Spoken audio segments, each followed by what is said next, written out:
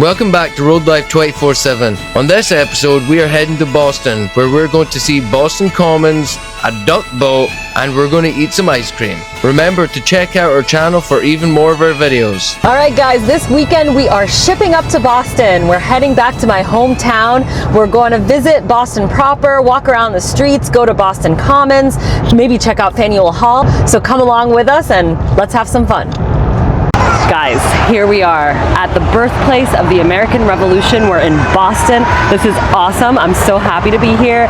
So I'm standing right behind Boston Common, which is the oldest public park that has ever been made in the United States. So it was erected here in 1630, and we're gonna walk around and see some nice plants.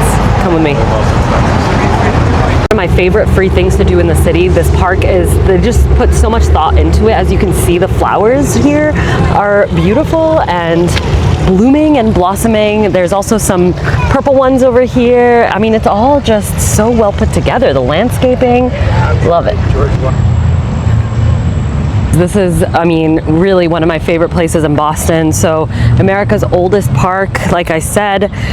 So fun fact about Boston Common is it actually used to be the site for all public hangings in Boston. Did you know that, Dave? I did not know that. Yeah, no. Fun fact. And so this is where the Salem witch trials also happened, and a lot of the women were hung here. Also, this is where the British troops camped out in the during the Revolution. So in 1775, this is where they were.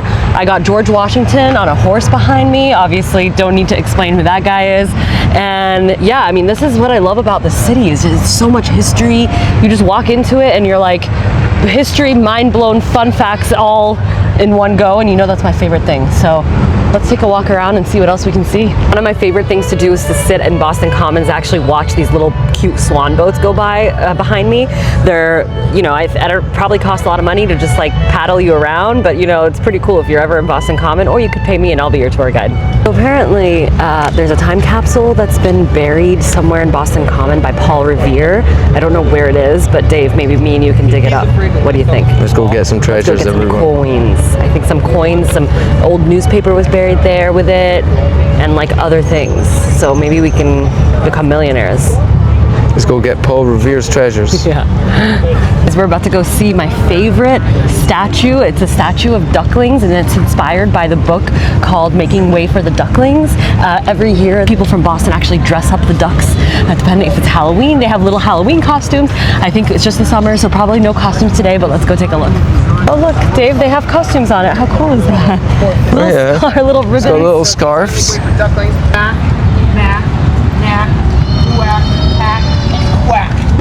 Lack, mac, pack, quack, rack, and I've lost the rest. Maybe you know. As you walk around, you'll find fun little statues like this one. I'm not really sure what these guys are doing exactly, but it looks like they're having a fun time, I guess. Don't feed the geese. They're actually very vicious, apparently. They look nice and cute and fluffy, but they'll attack. Oh my God, Dan, it's coming. Stop! Oh my God, oh my God. We're about to walk on the world's smallest suspension bridge. Fun fact. Here we go. 1867, and look at it. It's so cute. So tiny. I don't see the suspensions. Do you, Dave? Right there. Explain it to me, Dave. Right there. This is the suspension part of the bridge. So down here is suspended from up here.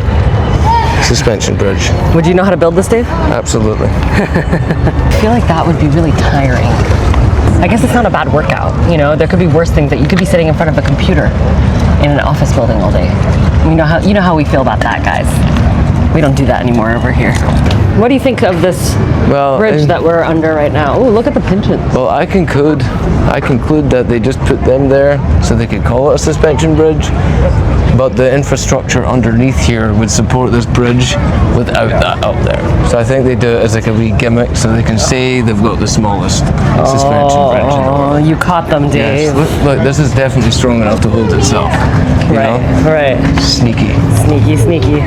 Quack, quack. Oh, they're not ducks, they're geese. My favorite street in Boston, Newbury Street. If you want to do some shopping, if you want to eat some yummy food, my favorite place is Salty Girl, by the way. Come to Newbury Street and just walk around. It's beautiful. Cobblestones and, you know, lovely stroll. But today we are tired, so we're gonna go get some coffee from Taddy Bakery, which is one of my favorite bakeries in Boston. Like about Boston, it reminds me of the buildings at home. It's very the same. So the architecture is very similar. So Parish Cafe, fun fact, they only have sandwiches. There's about like 10 sandwiches on the menu, and every sandwich is from a different local Boston chef. So they create their own sandwiches and they sell them here at Parish Cafe.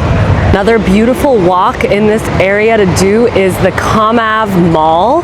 It's essentially just a whole strip all the way down, and you can walk, you can see some statues. It really is so beautiful. It's surrounded by trees. One of my favorite free things to do. So come with us. Oh look, there's a duck boat behind me. See the duck boat? Those are great. Definitely recommend duck boats. If you haven't done one, do the duck boat. And if you've never been here before, is get a Boston duck tour. Look at them, they go around behind us. It's actually one of those cars, amphibian cars, what are they called? Amphibious cars that it gives you a tour around Boston, but then it also turns into a boat and it takes you on the river. So like, I don't know what more you could want in life other than a tour bus that goes in the water and on land, and it's called a duck boat. Quack, quack. Do the duck boats.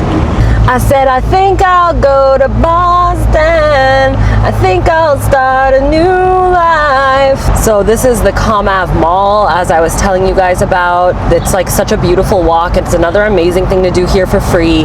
And the church that we're passing right now is one of the oldest churches in Boston. I believe it was erected there in 1739. So super old. I think you can go inside it. I've never been inside it, but maybe, you know, if you're ever in town, just do that.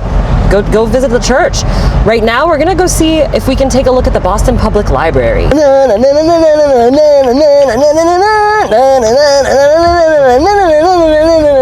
Come with me. Dave is in the car. We couldn't find parking, but I'm gonna head into the Boston Public Library and show you. It's one of the oldest public libraries. I think the first public library in America. It was established in 1849, and it's seriously out of this world.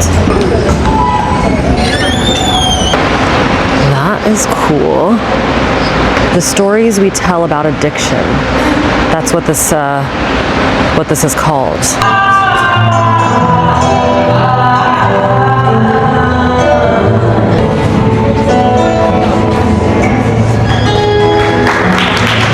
Wow, so I don't know if you guys just saw that as we entered, but there was a free concert. So talk about free things to do.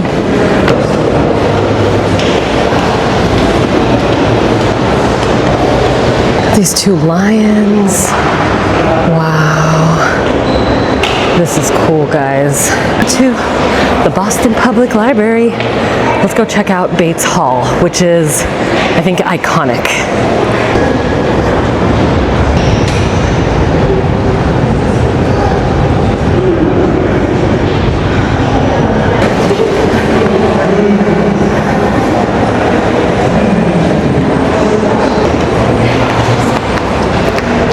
If you want some tea or a drink, the map room is awesome. Look at that. Wow. Delicious food. That is my favorite church, you guys. Look at it. It's so beautiful. Now you can't see it, but now you can. Look at it. Wow. Oldest church in Boston. Iconic Prudential Center. It is one of the earliest, most notable skyscrapers in Boston, and it's featured in every single skyline picture of Boston you can think of. Right next to the oldest church. We just left downtown Boston. It was getting really crowded, honestly. I forgot how insane Boston traffic was, so got out of the city as fast as we could. We are now in South Boston is what some people might call it, is old kind of fishing area here in Boston. Used to be super run down, and recently it's completely been changed and gentrified. It is like all the young people live here nowadays, so we're going to drive up and go to Castle Island, which is a peninsula off the coast of Boston, which is right in South Boston. We will walk around and tell you some fun facts about the area. As you can see, there's still some rundown buildings. You know, you just cross one block and there's still rundown buildings, and on the other side it's like beautiful apartment buildings and people walking in the street, and then warehouses. So typical gentrification.